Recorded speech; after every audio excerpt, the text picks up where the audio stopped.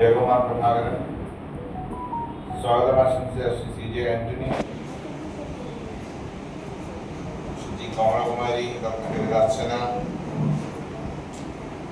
ശ്രീ ഷൈൻ ദേവ്, ശ്രീ ഷറഫുദ്ദീൻ, മറ്റ് ബഹുമാനിലെ CBMRന്റെ പ്രവർത്തനത്തെ കുറിച്ചുകൂടെ അദ്ദേഹം സംസാരിച്ചു. സ്വാഗതം ആശംസിച്ച ശ്രീ CJ ആന്റണി അദ്ദേഹം ബാലാവകാശ കമ്മീഷനെ മറ്റ് വളരെ പഴക്കവും ചെന്നതാണ് അതിനെക്കുറിച്ചൊക്കെ സംസാരിച്ചത്. നമ്മുടെ നാടാകെ ചർച്ച ചെയ്യുന്ന ഏറ്റവും പ്രധാനപ്പെട്ട ഒരു വിഷയം തന്നെയാണ്. കാരണം ഇന്ന് കുട്ടികൾ അനുഭവിക്കുന്ന അതെല്ലാ തരത്തിലും ഞാൻ മനസ്സിലാക്കുന്നത്, കുട്ടികളിൽ നിന്ന് സൂചിപ്പിക്കുമ്പോൾ അതിനകത്ത് സാമ്പത്തികമായ താഴ്ന്നതെന്നോ മുകളിൽ അല്ലെങ്കിൽ ഉയർന്ന നിലവാരത്തിലുള്ളതോ എന്നൊന്നും വ്യത്യാസമില്ലാതെ നമ്മുടെ സമൂഹത്തിൽ കണ്ടുവരുന്ന ഏറ്റവും കൂടുതൽ ബുദ്ധിമുട്ട് അനുഭവിക്കുന്ന ഒരു ഭാഗം ഇന്ന് കുട്ടികൾ തന്നെ. പലരും നമ്മുടെ മുതിർന്ന പൗരന്മാരെ കുറിച്ച് സൂചിപ്പിക്കുമ്പോഴും മുതിർന്ന പൗരന്മാർ മറ്റൊരു തരത്തിലാണ് ബുദ്ധിമുട്ട് അനുഭവിക്കുന്നത്.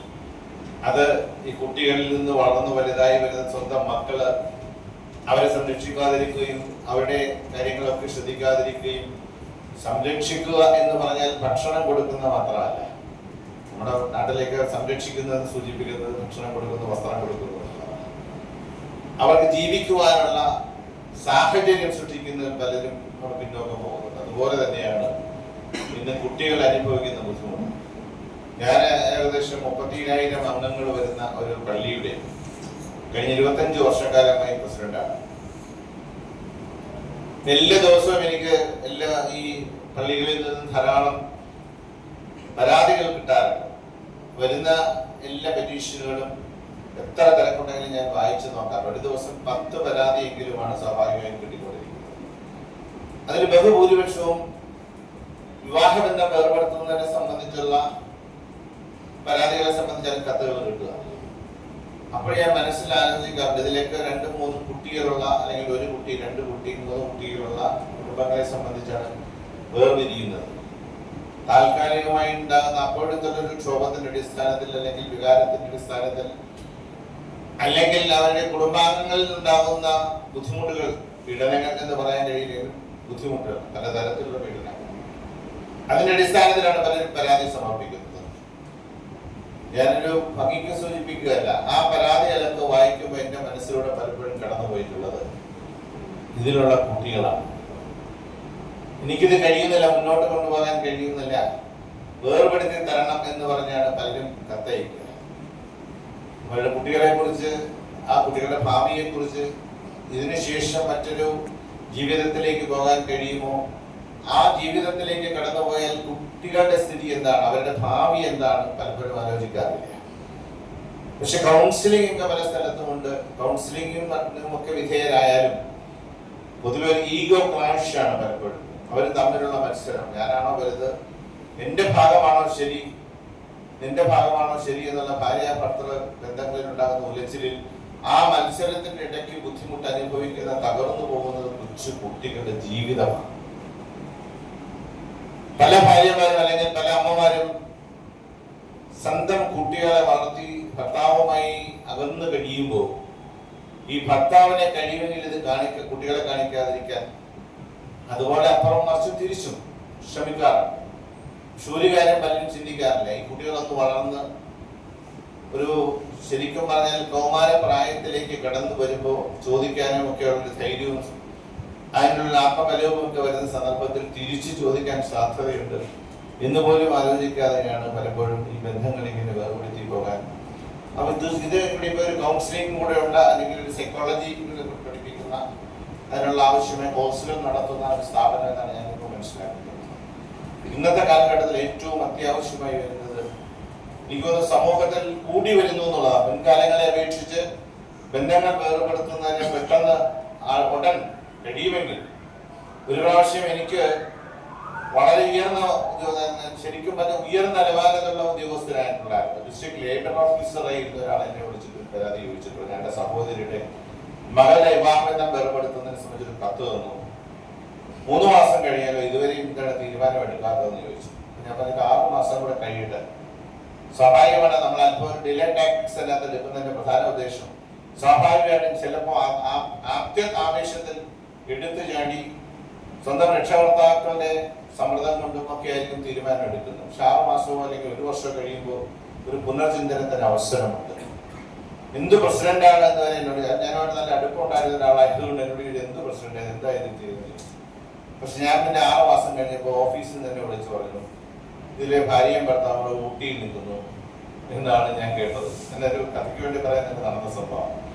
ഊട്ടിയിൽ നിൽക്കുന്നു എന്ന് പറഞ്ഞു. അപ്പൊ ചോദിച്ചപ്പോൾ വീട്ടുകാരെയൊക്കെ മാറ്റി നിർത്തിയിട്ട് അവർ രണ്ടുപേരുടെ വീണ്ടും യോജിച്ചു.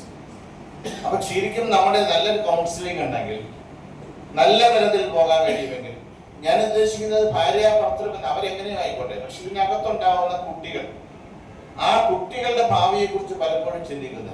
ഈ പരാതി എഴുതി തന്നപ്പോൾ എനിക്ക് എഴുതി തന്നിരിക്കുന്നത്, ഇഴഞ്ഞു നീങ്ങുന്ന കുട്ടിക്ക് എന്റെ ഭർത്താവിന്റെ അച്ഛൻ അമ്മ ബിസ്ക്കറ്റ് ഇങ്ങനെ പട്ടിക്ക് എറിഞ്ഞു കൊടുക്കുന്നവരെ പട്ടിക്ക് എറിഞ്ഞു കൊടുക്കുന്നു എന്നാണ് എഴുതി തന്നിരിക്കുന്നത്. ശരിക്കും ഇതൊക്കെ എഴുതി കൊടുക്കുന്ന, പരാതി എഴുതി കൊടുക്കുന്ന, ഏതെങ്കിലും പരാതി എഴുതി കൊടുക്കുന്ന ആളുകളുണ്ട്. ഒന്നുകിൽ വക്കീലായിരിക്കും, വക്കീലിനടുത്ത് പോകാൻ കഴിയുന്നില്ലെങ്കിൽ ഏതെങ്കിലും ഗുമസ്തനെ കൊണ്ട് എഴുതിക്കും. ഇതിനെ ഭംഗിക്ക് വേണ്ടിയും പരാതികൾ ശക്തിപ്പെടുത്താൻ വേണ്ടിയിട്ടായിരിക്കും എഴുതി കൊടുക്കുന്നത്. എന്തായാലും പട്ടിക്ക് ബിസ്ക്കറ്റ് എഴുതി കൊടുക്കുന്ന, എറിഞ്ഞു കൊടുക്കുന്ന ഒരു തള്ളയും ചെയ്തില്ല, അല്ലെങ്കിൽ തള്ളയുടെ തള്ളയും ചെയ്തില്ല. പക്ഷെ അങ്ങനെയാണ് നമ്മുടെ നാട്. അത് മാറ്റാൻ കഴിയണമെങ്കിൽ അതിലേക്ക് നമ്മളിപ്പോൾ എത്ര പുരോഗമിച്ചാലും, നമ്മളിപ്പോ മൊബൈൽ ഫോണിന്റെ തന്നെ നമ്മുടെ ശരീരത്തിന്റെ ഒരു ഭാഗമാണ് മൊബൈൽ ഫോൺ. കയ്യും കാലും പോലെ തന്നെ നമുക്ക് മാറ്റിവെക്കാൻ കഴിയാത്ത ഒരു ഉപകരണമായി മാറിയിട്ടുണ്ട്, ഭാഗമായി മാറിയിട്ടുണ്ട് മൊബൈൽ ഫോൺ. ഈ മൊബൈൽ ഫോണിന്റെ ദുരുപയോഗവും പല കുടുംബങ്ങളെയും തകർക്കുന്നു എന്നുള്ള സത്യം തീർച്ചയായിട്ടും ഞാൻ പലപ്പോഴും സൂചിപ്പിക്കാറുള്ളത്. നമ്മളിപ്പോ മയക്കുമരുന്നിനും അതുപോലെ തന്നെ മദ്യത്തിനും ഒക്കെ എതിരായിട്ട് ഡി അഡിക്ഷൻ സെന്ററുകൾ ഉണ്ടാവാറുണ്ട്. അതുപോലെ ഒരു ഡി അഡിക്ഷൻ മൊബൈൽ ഫോണിന്റെ ഉപയോഗത്തിലും ഉണ്ടാകേണ്ടിയിരിക്കുന്നു. പല രാജ്യങ്ങളിലും, എനിക്ക് തോന്നുന്നു ഓസ്ട്രേലിയയിലും ഡെൻമാർക്കിലും ഒക്കെ നിയമപരമായി തന്നെ കുട്ടികൾ സ്കൂളുകളിൽ ഇത് കൊണ്ടുപോകാൻ കഴിയില്ല. UAE-യിലും പല പ്രദേശങ്ങളിലും അത്തരത്തിൽ തീരുമാനമെടുത്തിട്ടുണ്ട്.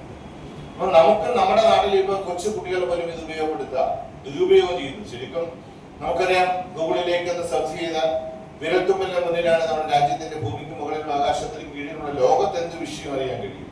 പക്ഷെ അതേപോലെ തന്നെ ദുരുപയോഗം ചെയ്യുന്നതുകൊണ്ട് എത്രയോ സൈറ്റുകൾ. ഈ സന്ദർഭത്തിൽ എന്റെ മനസ്സിലൂടെ കടന്നു പോകുന്ന പല വർഷങ്ങൾക്ക് മുമ്പ്, ഈ വർഷം എനിക്ക് തോന്നിയില്ല, നമ്മുടെ ഒരു കേന്ദ്ര മന്ത്രി സുഷമ സ്വരാജ് വാർത്താ വിതരണ വകുപ്പ് മന്ത്രിയായിരുന്ന കാലയളവിൽ മൊബൈൽ, നമ്മുടെ അന്നത്തെ കേബിൾ ടിവിയിലും ചാനലുകളിലും ഒക്കെ ബ്ലൂ ഫിലിം വന്നുകൊണ്ടിരുന്ന കാലഘട്ടമുണ്ട്. ചില ദിവസങ്ങളിൽ ബ്ലൂ ഫിലിം കാണിക്കുമായിരുന്നു. പൂർണ്ണമായും അത് ഒഴിവാക്കി. ഒരു ഫിലിമിനും ആ മനുഷ്യർക്ക് കാണാൻ കഴിയുന്നതല്ലാത്ത ഒന്നും നിയമപരമായി തന്നെ അത് ഒഴിവാക്കിയിട്ട് ഇന്നും അത് അങ്ങനെ തന്നെ നിലനിൽക്കുന്നു. അപ്പൊ തീർച്ചയായും നമുക്ക് ഇത്തരം നിയമങ്ങളിലൂടെ പലതും നിയമനിർമ്മാണം നടത്തി നിരോധിക്കാൻ കഴിയും. പല സൈറ്റുകളും നമുക്ക് ആവശ്യമാണ്. കൂടുതൽ റീച്ച് അവർക്ക് കിട്ടും, കൂടുതൽ വ്യൂവേഴ്സിനെ കിട്ടും, കൂടുതൽ കാഴ്ചക്കാരെ കിട്ടും, കൂടുതൽ സാമ്പത്തിക ലാഭം ഉണ്ടാക്കാൻ കഴിയുമെന്നുള്ളതുകൊണ്ട് പല ചാനലുകളും പല സൈറ്റുകളും പുതുതായി ഉണ്ടായിക്കൊണ്ടിരിക്കുന്നു. ആവശ്യമില്ലാതെ മൊബൈൽ ഫോണിലേക്ക് ഒന്ന് കടന്നുപോയാൽ ഏത് ഭാഗത്ത് ക്ലിക്ക് ചെയ്യാനും എന്തൊരാവശ്യവും കിട്ടുന്ന ഒരു കാലഘട്ടം.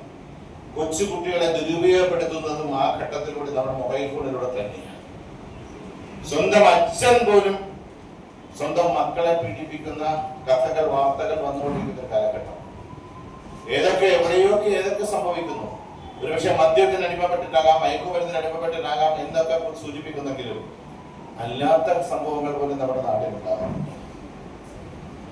എത്ര പോക്സോ കേസ് എടുത്താലും ആ പോക്സോ കേസിൽ നിന്ന് രക്ഷപ്പെടാൻ കഴിയണമെങ്കിൽ നമുക്ക് രാഷ്ട്രീയ അടിത്തറ ഉണ്ടെങ്കിൽ, രാഷ്ട്രീയ പിൻബലമുണ്ടെങ്കിൽ, ആര് ചെയ്യുന്നു എന്നുള്ളതിനനുസരിച്ച് മാത്രം പലപ്പോഴും നമ്മുടെ നാട്ടിൽ അതനുസരിച്ച് നിയമങ്ങളും നടപടിക്രമങ്ങളും അതിന്റെ പേരിലുള്ള ശിക്ഷാ നടപടികളും ഒക്കെ ഉണ്ടാകുന്ന കാലഘട്ടം. നമുക്കൊക്കെ നമ്മുടെ നാട്ടിലെ നീതിന്യായ വ്യവസ്ഥയെ പോലും ചോദ്യം ചെയ്യുന്ന തരത്തിലാണ് പല വിധികളും പുറത്തു വരാറുള്ളത്. അപ്പൊ കൊച്ചുകുട്ടികളോട് കാണിക്കുന്ന പീഡനത്തെ സംബന്ധിച്ച് ഇപ്പൊ ഇവിടെ നമ്മളിപ്പോ നിങ്ങൾ ധാരാളം കോഴ്സുകൾ നടത്തുന്നു മനസ്സിലാക്കി. ഇന്ന് കൊച്ചുകുട്ടികൾ പോലും 4 വയസ്സും 5 വയസ്സും വഴി 5-6 വയസ്സിൽ തുടങ്ങി ബാഡ് ടച്ചും ഗുഡ് ടച്ചും തമ്മിൽ മനസ്സിലാക്കാൻ കഴിയുന്ന കുട്ടികൾ ബോധ്യപ്പെടുത്താൻ കഴിയുന്ന കാലഘട്ടം. കൊച്ചു കുട്ടികളെ പഠിപ്പിക്കേണ്ടിയിരിക്കുന്നു. ഒരാൾ ഏത് മനസ്സോടുകൂടിയാണ് എന്നെ തൊട്ടത് എന്ന് കുട്ടിക്ക് ബോധ്യപ്പെടാൻ, മനസ്സിലാക്കാൻ കഴിയുന്ന തരത്തിലേക്ക് കുട്ടികളെ മാറ്റേണ്ടിയിരിക്കുന്നു. നമ്മുടെ സമൂഹത്തിൽ അങ്ങനെയാണ് വാർത്തകൾ വന്നുകൊണ്ടിരിക്കുന്നത്. മദ്യത്തിന്റെ പേരിൽ, മയക്കുമരുന്നിന്റെ പേരിൽ, മയക്കുമരുന്ന് ഉപയോഗിക്കുന്നത് കൊണ്ടാണ്, മദ്യം ഉപയോഗിക്കുന്നത് കൊണ്ടാണെന്ന് മാത്രം പറഞ്ഞിട്ട് കാര്യമില്ല. പലതരത്തിലുള്ള ആളുകളെ നമ്മുടെ സമൂഹത്തിൽ കാണാൻ കഴിയും. പലതരത്തിലുള്ള പ്രൊഫഷനുള്ളവരുണ്ട്. അപ്പൊ അങ്ങനെയുള്ള ആളുകൾ നമ്മ കൊച്ചു കുട്ടികളെ നമുക്ക് എങ്ങനെയൊക്കെ ഇന്നത്തെ കാലഘട്ടത്തിൽ ഒരു പഴയ കാലത്തിൽ നിന്നൊരു വ്യത്യാസമുള്ളത് ഭാര്യയും ഭർത്താവും ജോലിക്ക് പോകുന്നവരാണ്. പലരും രാവിലെ 8 മണിക്കും 7 മണിക്കും ഒരുപക്ഷെ 6 മണിക്ക് തന്നെ വീട്ടിൽ നിന്ന് പുറത്ത് പോകേണ്ടി വരുന്നവരാകാം. ട്രെയിനിൽ കയറി പോകേണ്ടതുണ്ട്, ബസ്സിൽ കയറി പോകേണ്ട, ജോലി സ്ഥലത്ത് പോയിട്ട് തിരിച്ചു വരുമ്പോൾ രാത്രിയാകും. ഇതിനിടയ്ക്കുള്ള ഒരു സമയം കുട്ടികൾക്ക് പല സ്ഥലത്തും ഇത്തരം ഇട സമയത്ത് സ്കൂൾ അവേഴ്സിനും അല്ലാത്ത സമയത്തിനും ഇടയ്ക്കുള്ള സമയങ്ങളിൽ അവരെ താമസിപ്പിക്കാൻ കഴിയുന്ന, അവർക്ക് ആവശ്യമായ ശരിക്കും അവരെ നിരീക്ഷിക്കാനും അവരെ സൂക്ഷിക്കാനും അവർക്ക് ആവശ്യമായ പരിചരണങ്ങൾ കൊടുക്കാൻ കഴിയുന്ന തരത്തിലുള്ള സേവനങ്ങൾ നടത്താൻ കഴിയുന്ന സെന്ററുകൾ അത് കൊല്ലം കോർപ്പറേഷൻ ആലോചിക്കുന്നുണ്ട്. അത്തരത്തിൽ നല്ല ഏതെങ്കിലും സെന്ററുകൾ ഉണ്ടാക്കാൻ കഴിഞ്ഞാൽ സ്വാഭാവികമായും പല സ്കൂളുകളിലും പോകുന്ന കുട്ടികൾ സ്കൂളിൽ പോകുന്നതിന് മുമ്പുള്ള സമയവും സ്കൂളിൽ വന്നതിന് ശേഷമുള്ള സമയവും അവരെ സംരക്ഷിക്കുവാനും അവരെ സൂക്ഷിക്കുവാനും അവർക്ക് ആവശ്യമായ പരിചരണങ്ങൾ കൊടുക്കുവാനും കഴിയുന്ന തരത്തിലുള്ള സേവനങ്ങൾ പല രാജ്യത്തും പല ഭാഗത്തുമുണ്ട്. അത് തീർച്ചയായും നമുക്കും ഇന്നും നാളെ എന്നുള്ളതല്ല, അതിനെക്കുറിച്ച് വളരെ കൂടുതൽ ഗൗരവപരമായി കൊല്ലം കോർപ്പറേഷൻ ചിന്തിച്ചിട്ടുണ്ട്. അത്തരത്തിലുള്ള സെന്ററുകൾ നടത്താൻ അതിന് ഒരുപക്ഷെ ഈ നിങ്ങളെ പോലുള്ള സംഘടനാ സംവിധാനമുള്ള ആളുകൾക്ക് മുൻകൈയെടുക്കാനും അതിന് നേതൃത്വം കൊടുക്കാനും കഴിയുമെന്നൊരു സംശയം വേണ്ട. അതിന് കഴിയട്ടെ എന്ന് മാത്രം ആശംസിക്കുന്നു. കൂടുതൽ ഇത്തരത്തിൽ കൊച്ചു കുട്ടികൾ അനുഭവിക്കുന്ന നമ്മൾ ശരിക്കും പറയാൻ ആ വിഷയങ്ങളെ സംബന്ധിച്ച് സംസാരിക്കാൻ ഇന്ന് നമ്മുടെ നാടുകളിൽ നമ്മുടെയൊക്കെ വീടുകളിൽ തന്നെ പരിശോധിച്ച് നോക്കിയാൽ കുട്ടികൾ അനുഭവിക്കുന്ന മാനസിക ബുദ്ധിമുട്ട് എത്ര വലുതാന്ന് നമുക്ക് മനസ്സിലാക്കാൻ പറ്റും. പലരും അച്ഛനും അമ്മയും ചിന്തിച്ചു തുടങ്ങുമ്പോഴത്തേക്കും കാലം കഴിഞ്ഞിരിക്കും. പലരും പറയാറുണ്ടല്ലോ, അച്ഛനെയും അമ്മയും സംരക്ഷിക്കുമ്പോൾ അവർ ജീവിച്ചിരിക്കുമ്പോൾ സംരക്ഷിക്കണം, അല്ലെങ്കിൽ ഭാര്യയെ നമ്മൾ സംരക്ഷിക്കുമ്പോൾ അവർ ജീവിച്ചിരിക്കുമ്പോൾ സംരക്ഷിക്കണം, മരിച്ച ഡെഡ് ബോഡിയിൽ കെട്ടിപ്പിടിച്ച് കരഞ്ഞിട്ട് കാര്യമില്ല എന്ന് പലപ്പോഴും കേൾക്കാറുണ്ട്. എന്ന് പറയുന്നത് നമ്മുടെയൊക്കെ മനസ്സിൽ നമ്മുടെ കൊച്ചുകുട്ടികൾ, നമ്മുടെ വീട്ടിലുള്ള കൊച്ചുമക്കൾ അവരനുഭവിക്കുന്ന ബുദ്ധിമുട്ട് എന്തായിരിക്കും? അവരുടെ അച്ഛനും അമ്മയും തമ്മിൽ വേർപിരിഞ്ഞാൽ, അവരുടെ അച്ഛനും അമ്മയും തമ്മിൽ പ്രശ്നങ്ങളുണ്ടായി, വീടുകളിൽ ഒരുമിച്ച് ജീവിക്കാൻ കഴിയാത്ത, കുട്ടികളെ സംരക്ഷിക്കാൻ കഴിയാത്ത സാഹചര്യം ഉണ്ടായാൽ അവരുടെ ഭാവി, ഇവിടെ സ്വാഗതം പറഞ്ഞ് അദ്ദേഹം സൂചിപ്പിച്ചത് ഞാൻ ശ്രദ്ധിക്കുക. സ്വാഭാവികമായും പലരുടെയും ലൈഫ് റെക്കോർഡ്, അവരുടെ ട്രാക്ക് റെക്കോർഡ് നോക്കിയാൽ പല പ്രതികളുടെയും അല്ലെങ്കിൽ ശിക്ഷിക്കപ്പെട്ട് കിടക്കുന്ന അവരുടെ വലിയ കുറ്റങ്ങൾ, വലിയ ക്രിമിനൽ കുറ്റങ്ങൾ നടത്തി ജയിലിനകത്തായി കിടക്കുന്നവരുടെ ചെറുപ്പകാലം, ബാല്യകാലം പരിശോധിച്ച് നോക്കിയാൽ ഒരുപക്ഷെ അവരനുഭവിച്ചിരിക്കുന്ന ബുദ്ധിമുട്ട് വളരെ വലുതായിരിക്കും. അതിനുള്ള ഒരു പ്രതികാരം എന്ന പോലെ തന്നെ എന്റെ മനസ്സിലുണ്ടാകുന്ന ഒരു പ്രതികാരം, അത് എത്രയോ സിനിമകളിലൂടെ നമ്മൾ കാണുന്നു. സിനിമ എടുക്കുന്നത് പല സിനിമകളുടെയും ഇതിവൃത്തം എന്തായിരിക്കും? അത് ഏതെങ്കിലും എവിടെയെങ്കിലും ഒക്കെ നടന്ന സംഭവങ്ങളുടെ അടിസ്ഥാനത്തിൽ തന്നെ പെടുത്തിയിട്ടാണ്. അവരുടെ മനസ്സിൽ ഒരു കഥ എഴുതുമ്പോൾ, കഥാകൃത്ത് കഥ എഴുതുമ്പോൾ മനസ്സിലൂടെ പോകുന്നത് പല സംഭവവികാസങ്ങൾ കൂട്ടിച്ചേർത്തില്ല.